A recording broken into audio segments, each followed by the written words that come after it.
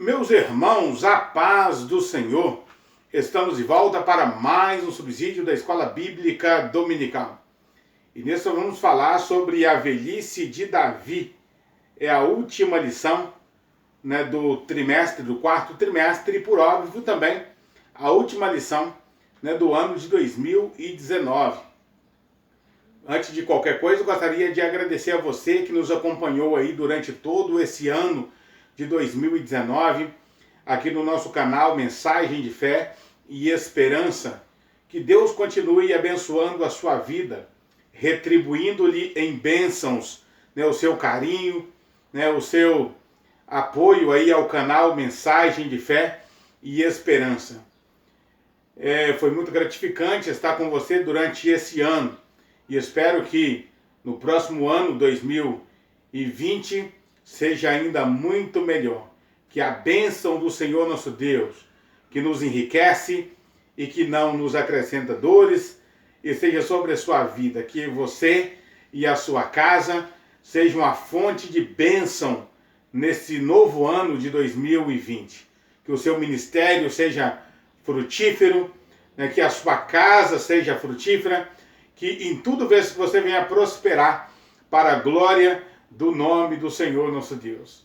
Eu quero desejar a você um feliz Natal, um próspero ano novo, cheio das bênçãos do Senhor nosso Deus. Posto essas considerações, eu gostaria ainda de pedir a você que não se inscreveu no nosso canal, que se inscreva.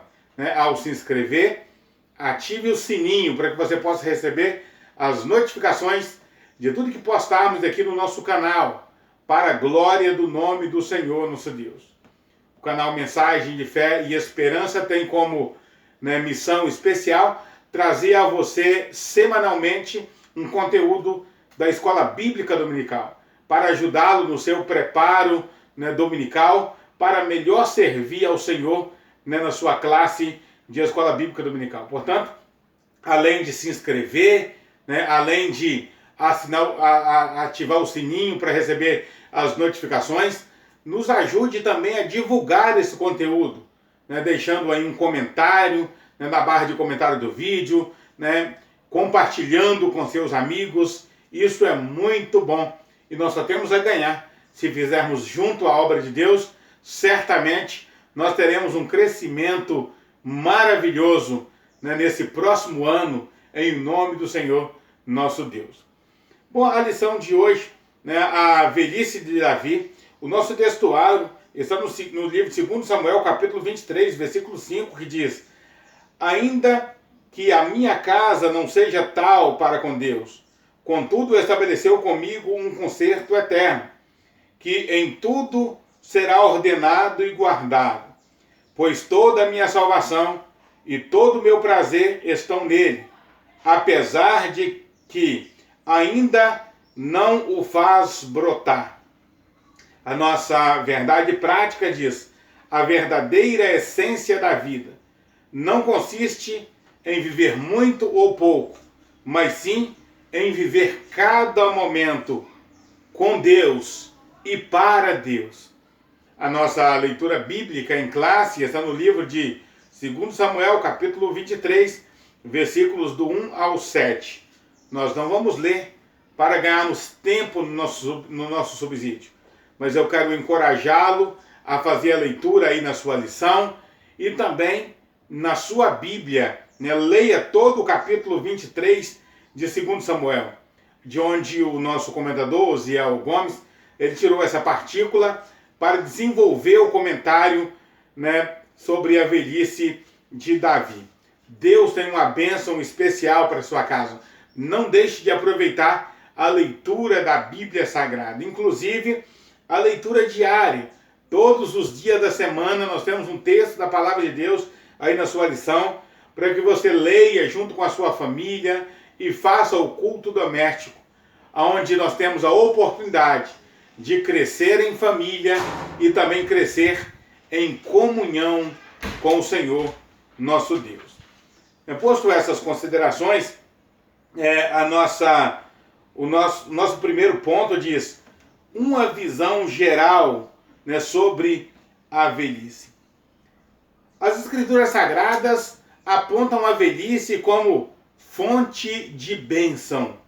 Inclusive, o Salmo de número 92, o verso 14 diz: na velhice ainda darão frutos, serão cheios de seiva e de verdor. Na velhice ainda darão fruto. Essa promessa, que na velhice ainda darão fruto, é uma promessa para aqueles que temem ao Senhor. O homem que teme ao Senhor. A mulher que teme ao Senhor. Na velhice ainda dará fruto e será ainda será florescente, ainda será, né, como a palmeira, cheia de flores, cheia de vida, cheia de seiva, né, ainda terá muito vigor na velhice. Né? Nosso primeiro item, aqui nosso primeiro ponto, fala sobre concepções antigas e modernas a respeito da velhice.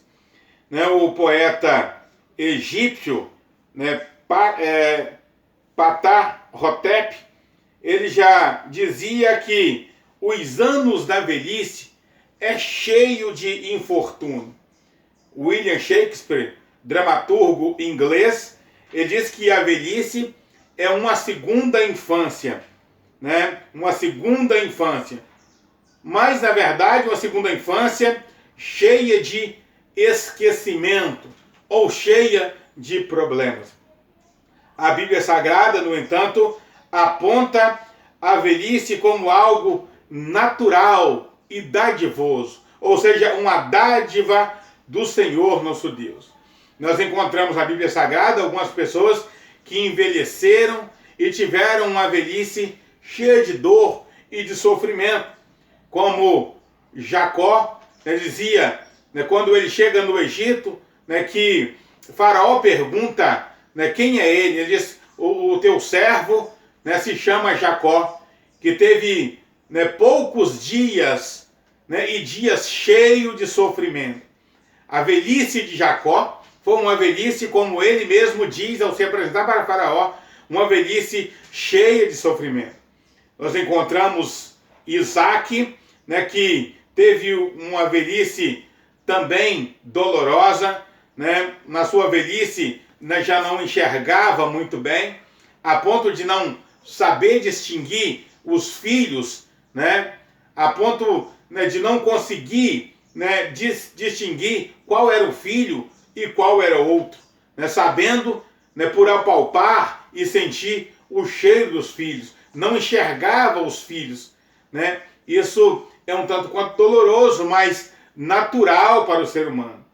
Né, Barzilai, né, aqui é um dos exemplos de pessoa que envelhece, né, sem saúde, e ele chega na velhice sem apetite. Já não tinha como se interessar mais pelas finas iguarias, né? Não tinha apetite para, né, se deleitar, né, nos manjares, né, naquilo que era preparado, né, para ele, né, diariamente. No entanto, nós encontramos outras pessoas que tiveram uma velhice tranquila, né, como Moisés, que a Bíblia diz que os seus olhos nunca escureceram e ele nem nunca perdeu o seu vigor. Também encontramos Caleb, quando ele chega na terra da possessão, na terra de Canaã, ele fala para Josué, estando já com 84 anos, ele diz: assim como, né, eu fui enviado, né, por Moisés, eu ainda tenho o mesmo vigor, eu ainda tenho a mesma força, eu sou aquele mesmo homem, eu tenho aquela mesma força de quando Moisés me enviou, né, para espiar a terra de Canaã. E nesse texto, né, da Bíblia Sagrada, no livro de Josué, no capítulo 14, ele está requerendo as terras que foram prometidas para ele.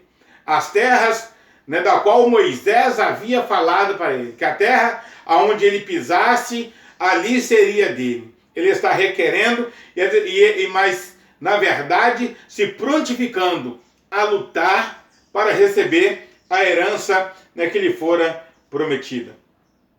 A velhice, na verdade, virá para todos os mortais. Né? O que importa, na verdade, é que Deus esteja no controle da nossa vida. Estejamos com saúde ou não. Estejamos, com dinheiro guardado ou não. Na verdade, precisamos estar em comunhão com o Senhor nosso Deus. O sábio Salomão, ao escrever o livro de Eclesiastes, ele diz que o jovem deve se preparar para a velhice e para a morte. Deve se preparar, se precaver para a velhice e para a morte.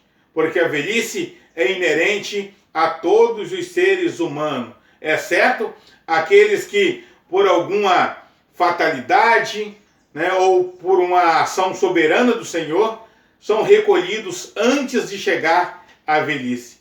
Aqueles que não forem recolhidos pelo Senhor antes da velhice, certamente passará pela velhice. Às vezes, com muita saúde, como Moisés, como Caleb, ou às vezes com pouca saúde, ou quase nada, ou às vezes no leito da dor, como muitos dos nossos irmãos, e até hoje nós conhecemos e sabemos, pessoas que amargam os seus dias últimos no leito da enfermidade. O que importa é que a nossa vida seja vivida com Deus até o último momento da nossa existência. O nosso segundo ponto aí vai falar sobre problemas na velhice de Davi. Davi, ele teve uma vida, na sua velhice, cheia de problemas. Primeiro, já velho, ele tem que lutar contra Absalão, o seu próprio filho, para não perder o trono. Lutar, agarrar, com unhas e dentes ao trono, lutando contra o seu próprio filho. Isso foi um golpe doloroso para ele. Aqui, a velhice de Davi, nós encontramos no livro de 1 Reis, capítulo 1, versículo de 1 a 4, descreve alguns problemas que atingiram a velhice de Davi. Ali se esclarece que a velhice não poupa ninguém. Todo ser humano é passível, de chegar à idade da velhice. Por causa dos grandes sofrimentos, da luta, que marcaram a sua vida e das causas naturais, com aproximadamente 70 anos, as forças e a saúde de Davi já tinham definhado.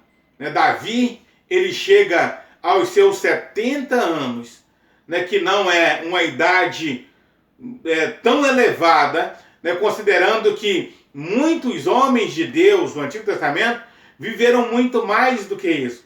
Ele chega aos seus 70 anos com a saúde totalmente debilitada.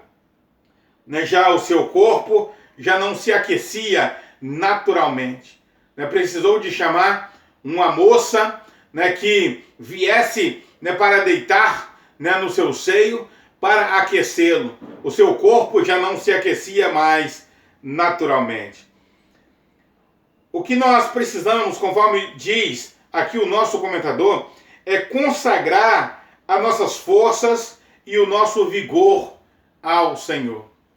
Lembra o que diz Eclesiastes capítulo 12? Lembra-te do teu Criador nos dias da tua mocidade, antes que chegam os maus dias e cheguem os anos dos quais venham dizer, não tenho neles contentamento. É o dia em que os moedores já cessam por serem pouco, os dentes já começam a já cessar, não ter todos os dentes mais, a ponto de algum momento da vida ter que substituir os dentes naturais por uma dentadura. Os olhos já não enxergarem mais. Aqueles que olham pela janela já estarem turvo, já estarem escurecendo. O gafanhoto ser um peso, os anos, os janeiros serem um peso sobre a nossa vida. Os guardas fortes começarem a tremer. O sol e a lua perderam o seu brilho. E as vozes do canto se baixarem. Quando a gente já não consegue dormir direito mais. Qualquer coisa perturba a gente durante a noite. Qualquer coisa faz a gente acordar a gente já não está mais com aquele sono da juventude. Quando houver espanto pelo caminho, qualquer coisa faz a gente tropeçar. Um tapete no meio da casa faz a gente tropeçar e cair. Por isso, o sábio Salomão diz: lembra-te do teu Criador nos dias da tua mocidade. Para que, quando chegar os dias da velhice, a gente não ter do que se arrepender. Ah, se eu pudesse, eu caminhava mais para a igreja. Quanto tempo eu perdi na minha mocidade? Quanto tempo eu perdi na minha adolescência, na minha juventude? Eu poderia ter aproveitado mais. Mas na velhice, o que resta são lembranças do passado. Não dá para voltar lá e acompanhar mais aquilo que podia ter feito na adolescência e na juventude. Portanto, que nós venhamos consagrar a nossa juventude, a nossa adolescência ao Senhor nosso Deus. E aqueles que porventura não aproveitaram o tempo da adolescência para servir o Senhor, não aproveitaram o tempo da juventude para servir o Senhor, não fique triste não. O importante é você conhecer o Senhor em qualquer fase da vida, seja qual fase da vida você conheceu Deus, o importante é conhecer Deus, né? O importante é servir ao Senhor nosso Deus.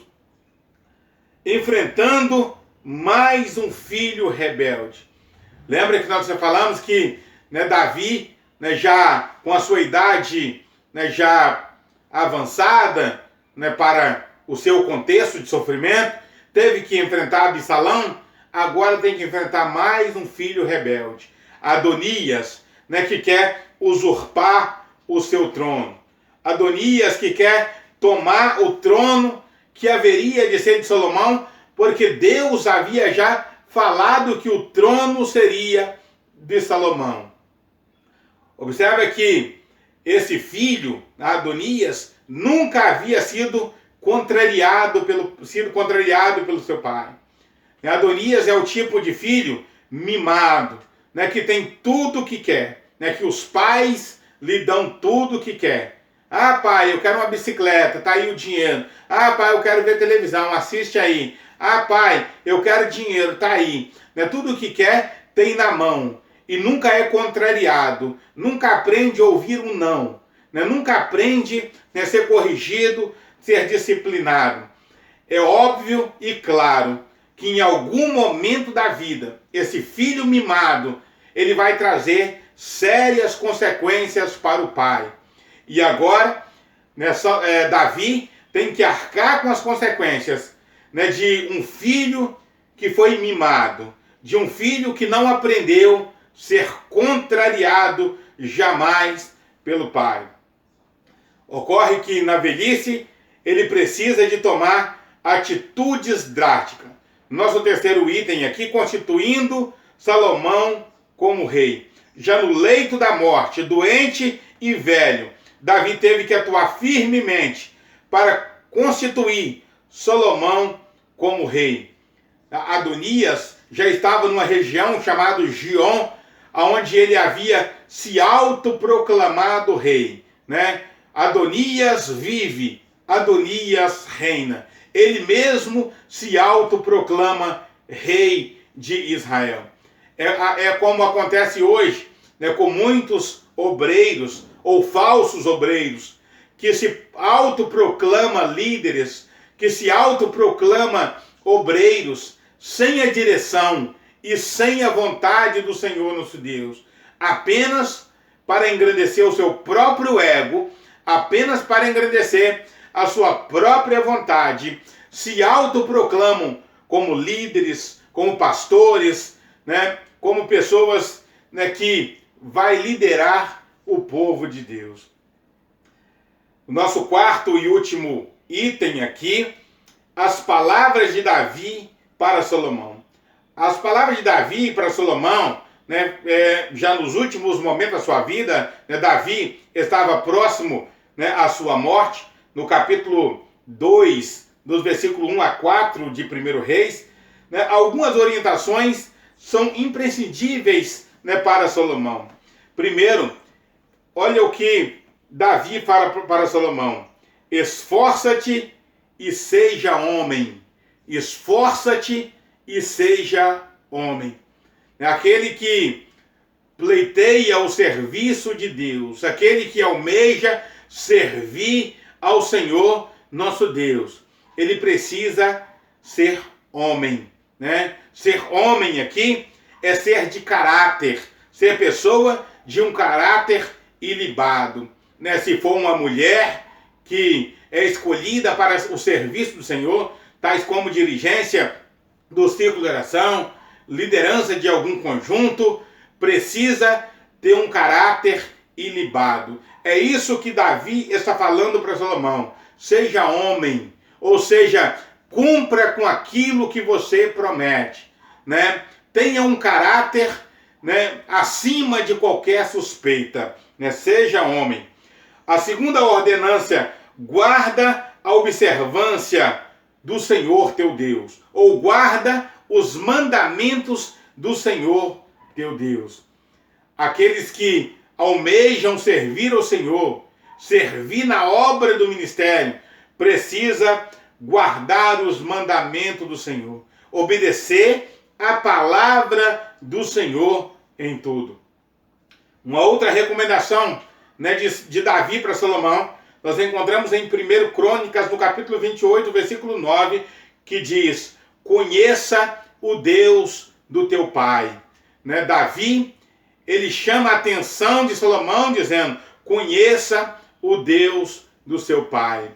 Quantos pais hoje não podem dizer a mesma coisa que Davi diz ao seu filho, porque não conhece Deus. São pais que não conhecem a Deus. Passa o tempo falando mal de tudo e de todos, difamando de tudo e de todos, menos, né, passar tempo com o Senhor nosso Deus. São pais que os seus filhos não o veem de joelhos dobrados, não o veem com a Bíblia aberta buscando o Senhor. Esse pai não pode dizer para o filho: conheça o Deus do seu pai. Davi podia dizer: conheça o Deus do seu pai. Quem é o Deus de Davi? O Deus de Davi é o Deus que não tolera pecado. O Deus de Davi é o Deus que não passa a mão na cabeça do pecador. Quando Davi pecou, ele foi duramente repreendido pelo profeta Natã, né, que vem com a mensagem dura, com a mensagem de juízo, com a mensagem forte sobre a sua vida e sobre a sua casa. O Deus de Davi é o Deus que não tolera pecado. Não tolera. Tolera o pecador, mas o pecado jamais. Mas o Deus de Davi é o Deus perdoador. Um Deus que perdoa. Um Deus que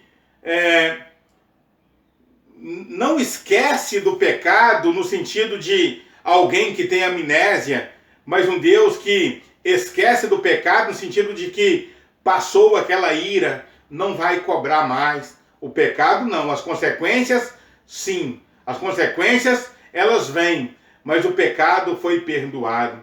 O Deus de Davi é o Deus que faz prosperar aqueles que amam ao Senhor, aqueles que amam a sua palavra. Davi, ele sempre fala de prosperidade, ele sempre fala de um Deus que prospera aqueles que amam ao Senhor, aqueles que amam Israel. Por isso, Davi podia dizer: conheça o Deus de seu pai e ande com sinceridade perante ele. Não só conhecer Deus, mas andar com sinceridade perante ele. Por fim, nosso terceiro e último ponto, as palavras finais de Davi em sua velhice. Nosso primeiro item aí, o reconhecimento da ação de Deus, do Deus de Jacó. Davi tinha consciência de que todas as suas conquistas não eram humanas e que ele mesmo não era divino, como pensavam os reis, né, de outras nações.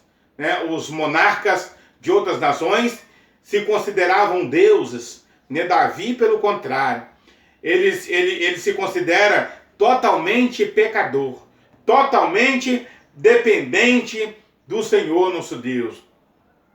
O mesmo sentimento paira sobre o apóstolo Paulo. Miserável homem que sou, quem me livrará do corpo dessa morte? Né? Paulo, ele vai dizer o tempo todo que se não fosse a grande bondade de Deus, ele nada seria. Esse sentimento é o que paira sobre Davi. Né? Se não fosse o Senhor que estivesse ao nosso lado, ora diga a Israel, os nossos inimigos teriam nos engolido vivo. Mas o Senhor, ele nos abençoou. Né? O Senhor, quando estávamos como pássaro no laço do passarinheiro, o laço quebrou e nós escapamos. O Senhor não nos permitiu que fôssemos presa deles. Né? Ele reconhece que a misericórdia do Deus de Jacó o tempo todo, né, que o protege e o abençoa. É bom que a gente pense, né, como o nosso comentador, ele vai chamar a atenção para esse reconhecimento do Deus de Jacó. Quem é o Deus de Jacó? Né? O Deus de Jacó é o Deus dos fracos. Lembra que Jacó era trapaceiro, o próprio nome diz, enganador, suplantador, né, usurpador. Mas quando ele tem um encontro com Deus no Jaboque, Deus muda o seu nome de Jacó para Israel. O Deus de Jacó é esse Deus que muda o ser humano, muda de enganador para príncipe de Deus, muda de suplantador, de caloteiro para príncipe de Deus. Né? O Deus de Jacó é o Deus do fraco, o Deus que não nos perde por causa das nossas fraquezas, por causa das nossas fragilidades.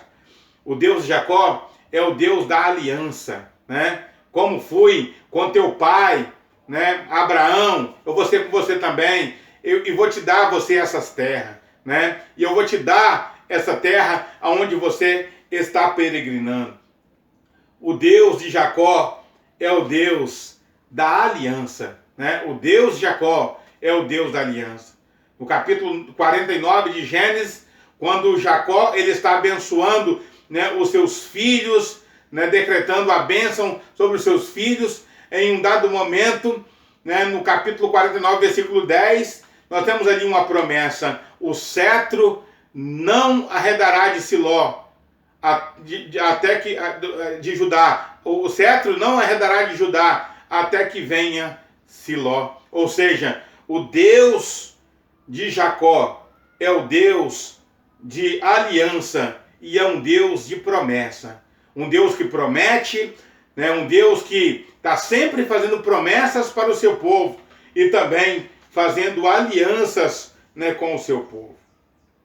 Por fim, o nosso último item aí, o Davi inspirado. A inspiração de que o professor está dizendo aqui é a inspiração para dizer que a referência ao justo que viria e dominaria sobre os homens é a referência do Messias, que reinaria sobre todos os homens, né? Essa bênção, ela chega a nós também.